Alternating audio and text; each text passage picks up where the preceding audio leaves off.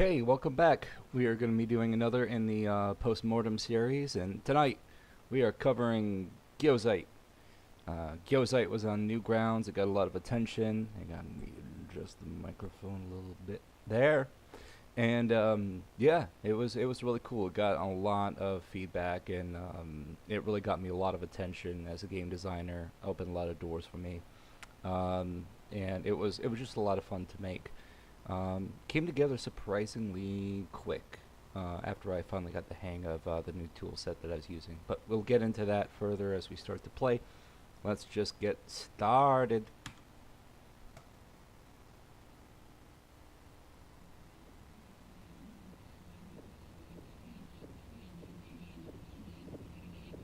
Okay, so this is Oyasha's head and body and god form falling to the earth. I'm not sure how much I'm going to really talk about really the lore and the mythology behind this, because a lot of it's already very commonly available on the internet. So if you want to Google that up, then it's there. I'm going to try and focus more on the creation process of this, and I'll probably cover a little bit of lore here and there, but I won't get too much into that. If you want that explained, it's available in plenty of other places. So Gyossait. The first thing is I used a font called, I think it's called the Angelic or Theban font. It's often used in a lot of mysticism and magic. I've always liked it. I like the shape of it and just the form of it. So I put it into Gyossait. And you'll see that occur quite a bit.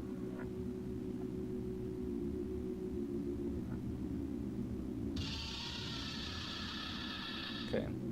I don't know how well that came through, but I always wanted people to get the idea that when every time that Oyasha is born again, he's literally starting off from a womb to a fetus to an infant and rapidly growing into full adult form, armor, and everything in like the span of a few seconds. So he's like undergoing the agony of 30 odd years of growth in a matter of like seconds. So this is my attempt at trying to create a very passive tutorial. If you see the graphic here, shows walk left, walk right. This graphic here shows up for jump, and a lot of people didn't pick up on that. That was disappointing. I've never been able to get that balance between passively and actively engaging the audience and teaching them how to play the game. It's a lot harder than it looks. So, I made this game in Stencyl, and Stencyl was still being developed, like in development while this game was made. So I was making this in a in-progress tool set. So a lot of stuff was very weird with it. But the team behind Stencyl, they did a lot of really cool work to get this game ready to go on Newgrounds. They really went through a lot of stuff. They knocked it out of the park. Really, really amazing guys. And I got to do things with this I hadn't in anything Game Maker related. As you can see, we have things we walk behind and in front of. That was very new to me, so I tried to play around with that a whole lot in Gyossait.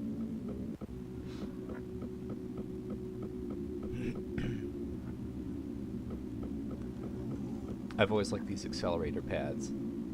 I don't know, I wanna include them in another game at some point, but I don't know what or when, but I hope to bring them back sometime.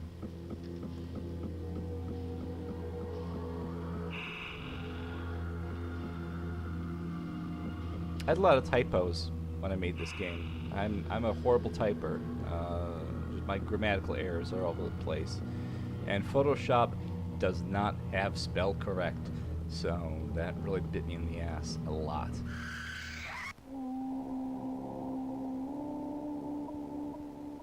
Okay, so here's our fake out death hallucination with Gyossait.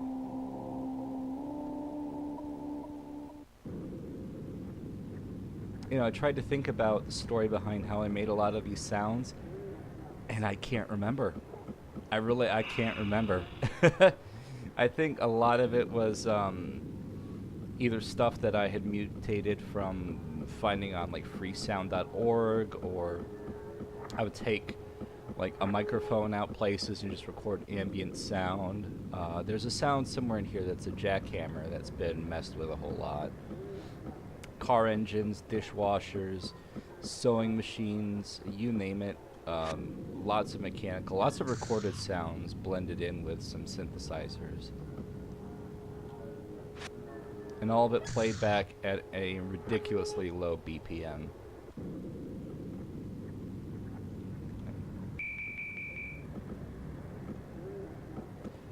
If I could go back, I think I would have done more with the background here. I would have had not all of the stars the same uniform white. I would have had some of them a little bit darker. Or if they're they look like snowflakes or ash. There should have been a little bit more variety in that, I think.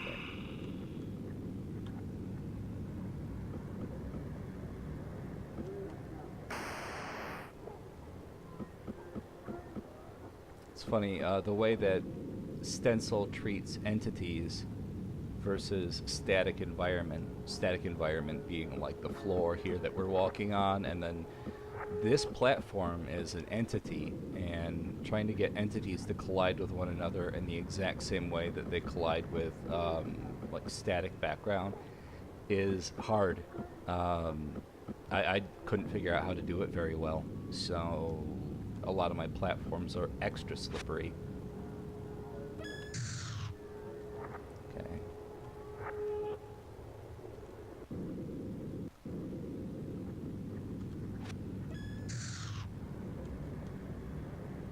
Oh yeah, that was a little bit earlier than planned.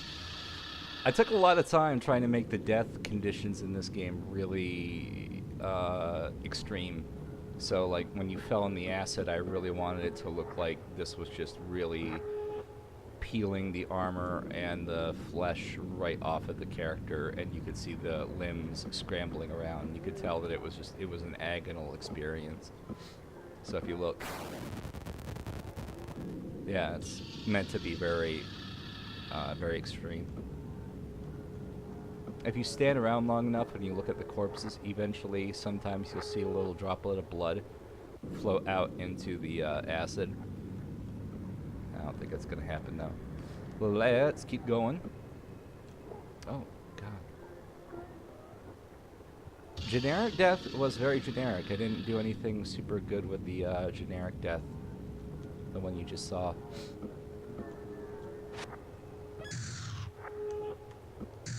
Wow. Technically, I shouldn't have been able to block that one, but I did. This game is sketchy. This game is really sketchy. It's pretty looking if you like this kind of art, but technologically, it is some sketchy shit. Okay, one thing I'm going to talk about with the lore here that I don't think came across very well is the idea that Gyossait's mutation of people, it was really meant to be not so much like they were possessed, but they were finally free of all their moral obligations to be anything more than basically an animal that knew how to use weapons and magic, like almost a primordial creature.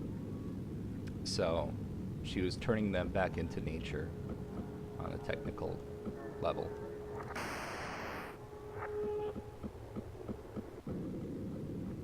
Oh. Yeah, okay, I got a really good tidbit for you here. You see this, yeah, do you see this little doggy? Little, yellow, one-eyed dog. That was an in-joke. Yeah, that was actually an in-joke, and it came about from, there was a meme that was popular at the time called Advice Dog. And it was like a golden lab retriever, and it had advice. It said really dumb things like masturbate with a brick. And for some reason, it really just tickled me. So when I started trying to think of something for this little hint giver character, I made it a little yellow dog and made it, in my head, it was advice dog. So, yeah. I mean, there's no way that anybody could ever really make that correlation, I don't think. I don't think I've ever heard anyone say that. But, yeah, the yellow dog is advice dog. So, now you know.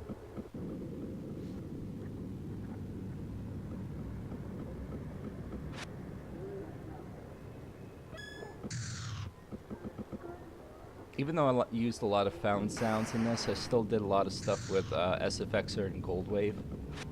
And FL Studio, of course.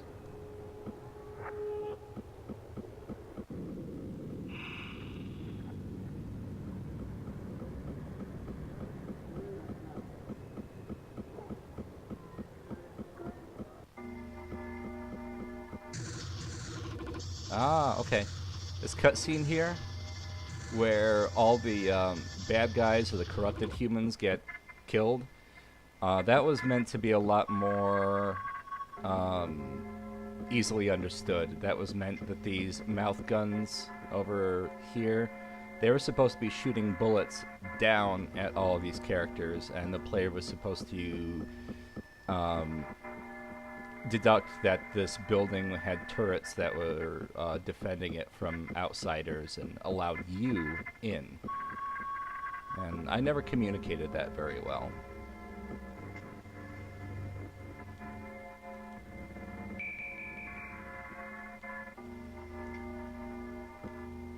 Let's see if I can think of anything else here. These little green guys, there's no really good story behind them. They're just fun to draw. A lot of stuff in this was very fun to draw. I used a lot more color depth.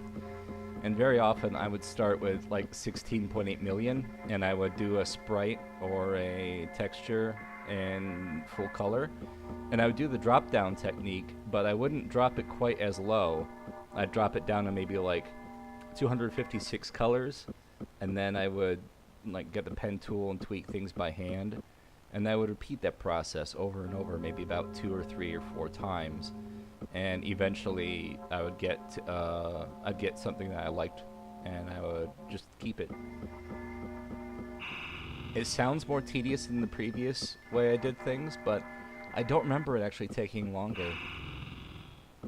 The animations, the deep color animations, did take longer though.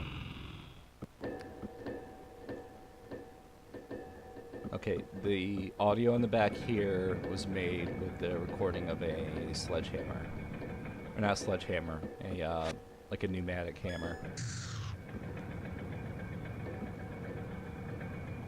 Oh, and these bad guys, these green bad guys, they're supposed to be like made out of plant material. Like plant material with steel dart guns.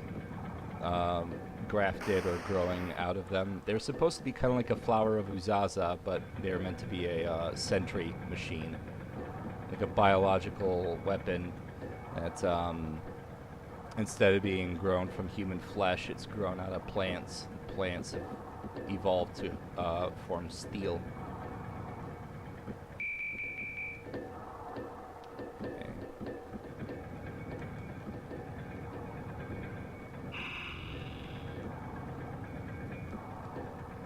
There's the little girl.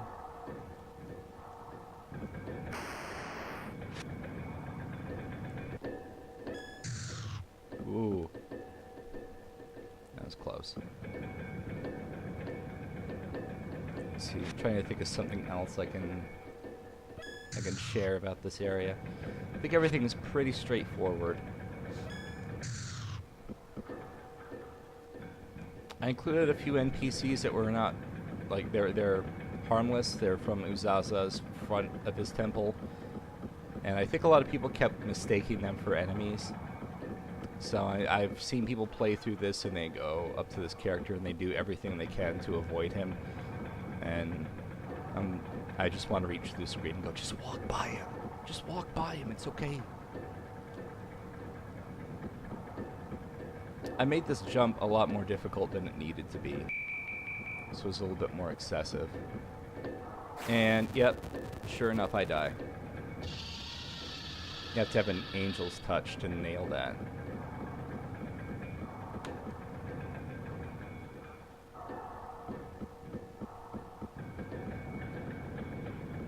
I had a QA tester for this, but it was only one QA tester, and they became so good at the game from testing that sometimes they would not find problems because they were doing the same thing that me as a developer was doing,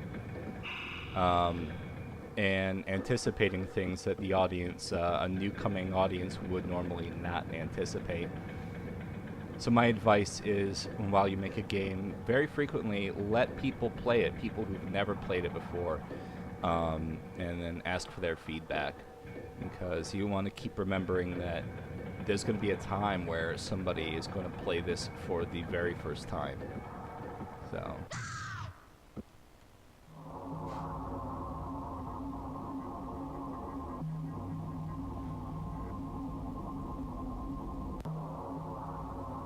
The sarcophagus that you see here of Uzaza, that again is my face.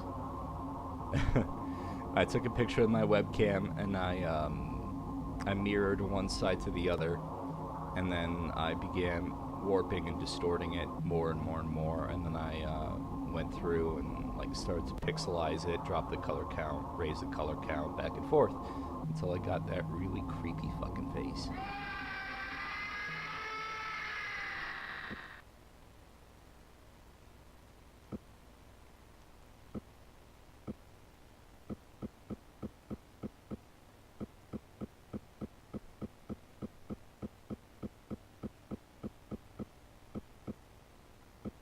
I stole this graphic here with the hole in the tree from Lars von Trier's Antichrist.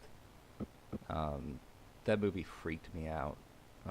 Not so much the horror moments, like the gore, but the quiet moments of in the movie really bothered me. I mean, it was good for what it was, but it was very, very extreme. I don't think I've ever watched it other than the first time I watched it. It was such a severe movie, but a lot of the mental images really just kind of stitched themselves in so deep. I had to try and do something with them. So, yeah. I don't like this graphic. This was quickly made, cheaply done, poorly lit and shadowed, and I was lazy as hell. And it always irritates me to look at this, and I just go, ugh. Okay, so here's the tutorial level for the player to understand that pressing down makes you shoot. And I don't think anyone really understood that. I highlighted the word down, and a lot of people didn't pick up on that down was shoot. So, going back, I would have made that a lot more explicit.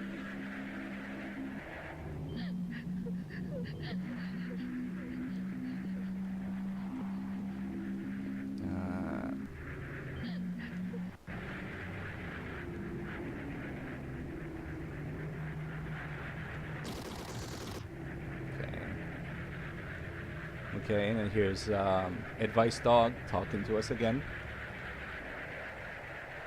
And that water washes off the corruption of using violence. But you know what? I want to do a violent ending. There's no quick save and quick load in this, so we're committing to just showing you a violent ending on this playthrough. There's a good ending, too. I've heard some people are having problems getting the good ending. Again, I apologize for that. This is made with sketchy code and a sketchy tool set, and I have a horrible habit of not keeping source code very, very good. So it really is kind of the broken animal that it is now.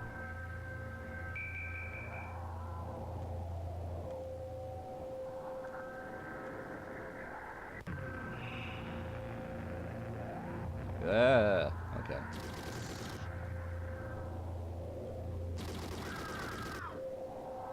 I really like the sound of the gun in this. I feel like I did a really good job making a very choppy, savage-sounding rapid-fire gun with just noise samples from Goldwave.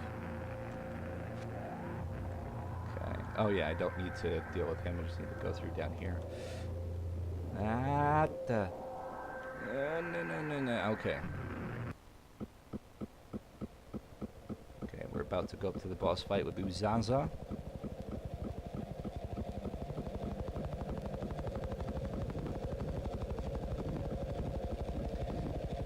Oh yeah, in this scene, again, I failed to really communicate what I wanted to, and that was after that hallucination that the player had with Uzaza's face arriving. It was that Uzaza was so furious that the creator of man had returned that he just killed anyone left who survived in his crucible or in his temple. So he just killed the rest of the humans in the temple.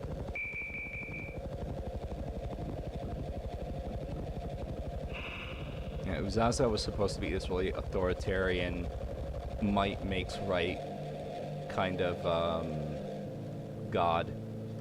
A god that only appreciated strength.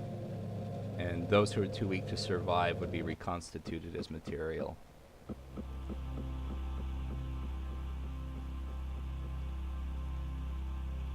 Okay, we'll just use the gun. Cheap, but hey, whatever. Okay. Oh. Is there an accelerator pad? There is an accelerator pad there that's invisible. Oh, goddamn. I guess if you want a really weird cheat, you know that you can use that invisible accelerator pad. God, is this a sketchy game? Okay.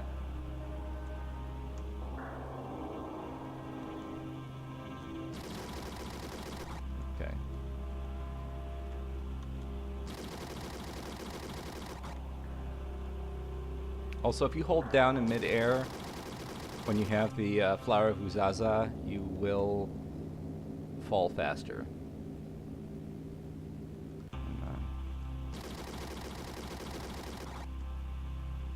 A lot of the degradation in this was the Crucible of Uzaza, or Sarcophagus of Uzaza, was inspired from a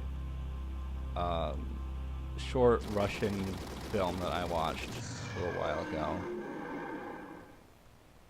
It's called And There Will Be Soft Rains. Okay, so the crucible is broken. The torso of Uzaza, the human, has fallen from the sarcophagus and is now dying.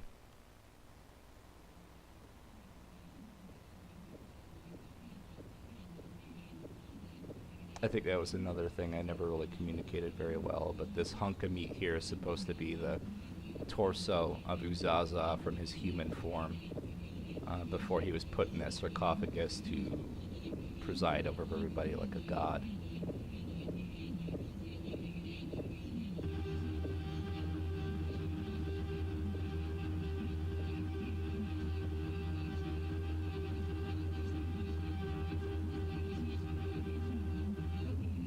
I wish I remember how to make this sound. I have no idea how I made this sound. And it cuts off awkwardly. That's weird. Huh. The sound has been cutting in. The background music has been cutting out on this a lot. Okay, and there's the advice dog again. There's a few remaining human beings in the pit where Uzaza's been, or Gyossait's been buried.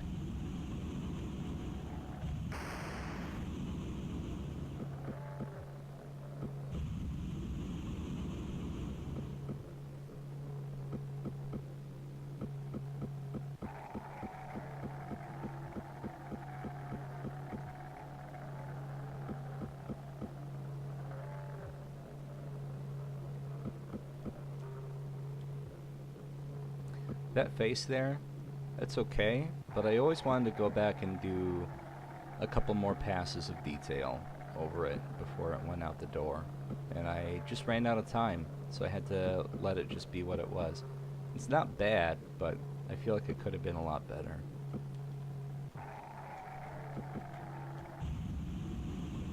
I like these wind plants. You can see little red leaves growing on them too.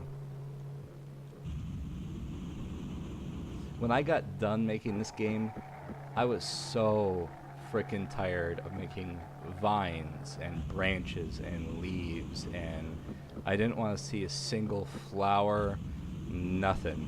I was so burnt out. Oh yeah, and that switch that I flipped is supposed to tell the audience that, yeah, I flipped the switch and the last few humans died. All humans are now dead. I really should have made that a much bigger event. I didn't communicate that very well at all. You just return down here and all the people who are walking around are corpses.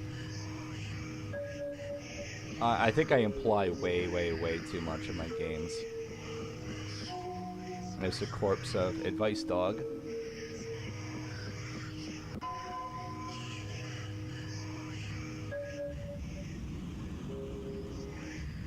You go all the way up here. And that is the head of Advice Dog. And you carry the head of Advice Dog up to that giant face, and then the mouth opens up and then lets you through. The whispering you hear in the background, a lot of that was made with text-to-speech software.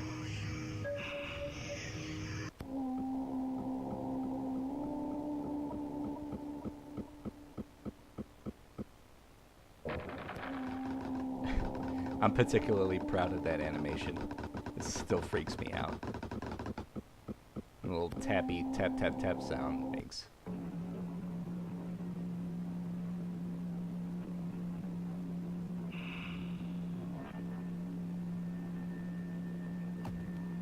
I try not to do too many jump scares, but I like that one.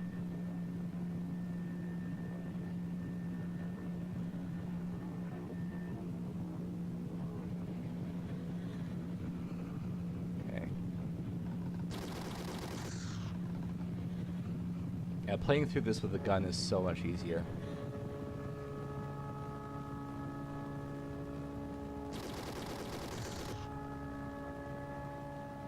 I think that's kind of the moral of it. You know, you can solve your problems very easily with violence, but then the result of that is that you're known for being somebody who's solves problems with violence.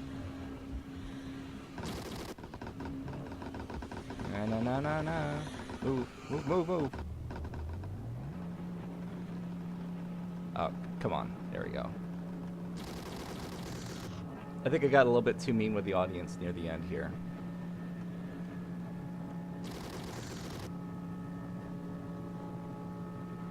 I would have rage quit.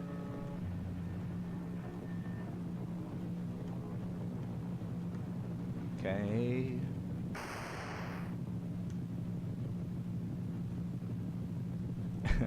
I also like that our really evil bait and switch we did with this block earlier in the game doesn't get repeated here. The player thinks it's going to get repeated, and then you take that away. And when you take that away, they get really suspicious of you. They don't know what to think.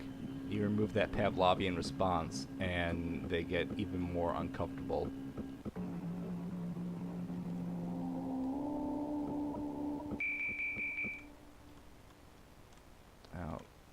Oh man, that was close.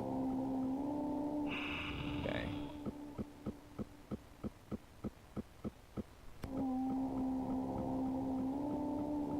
This upside down pyramid was a really cool background. I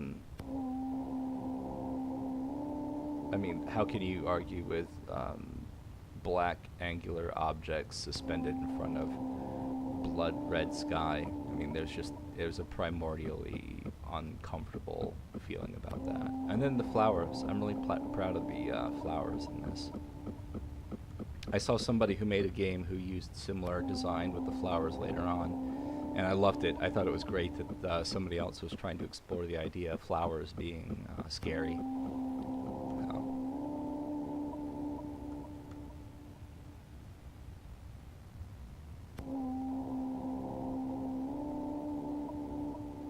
That's my hand.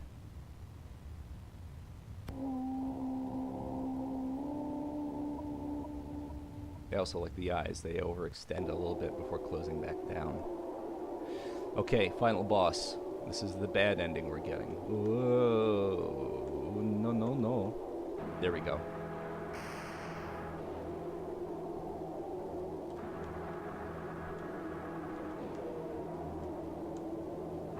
Okay.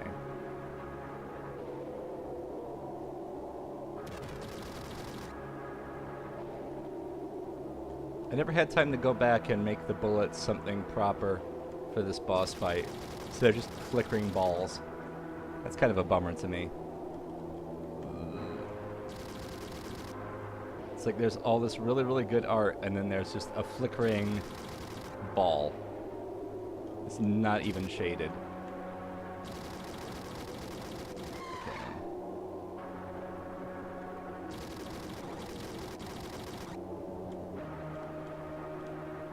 Can I do this in one go? I'm probably going to die a couple times, so get ready for that.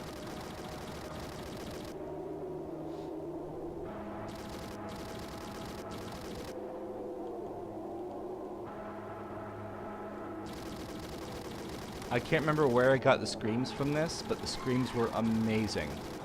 They're not ones I recorded, they're ones I found somewhere. And, God, there you go, I did. Anyway, if anyone wants to come forward and go, hey, asshole, those are the screams I recorded, then let me know.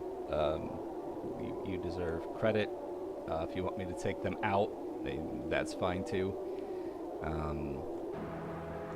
Yeah, I tried really hard to vet and make sure that everything I was using was free use.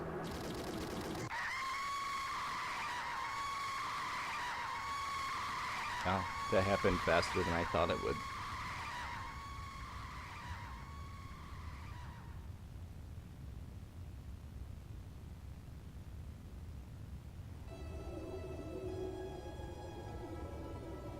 Okay, and this is the bad ending of Gyossait.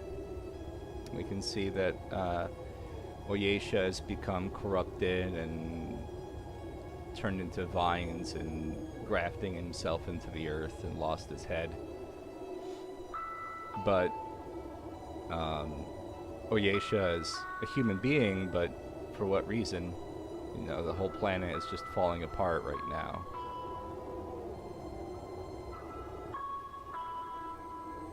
So yeah, that's it. That is Gyossait. It was about maybe a 9-month, 10-month project. I learned a lot in it. It was my first attempt at using Stencyl. Stencyl is a really great tool for very quick, rapid prototype development. I wouldn't recommend trying to make a full-scale game in Stencyl, but it's good for very lightweight stuff. So definitely check it out if you're looking for a good tool set to use. They're great people that run that tool set too. Always giving a lot of help to people. God, what else can I say about this? Gyossait, it's Nightmare Fuel. Newgrounds, yeah, Newgrounds is really big on the creation of this. Rocket Cat Games funded the development of this. They're really cool. Edmund McMillan helped out a little bit, giving me a lot of advice here and there where he could. Just a lot of really cool people. Just like El Sabel, a lot of people came along to help out with this, and it was really cool experience. So there you go. That be Gyossait. Thank you, and all right, have a good night.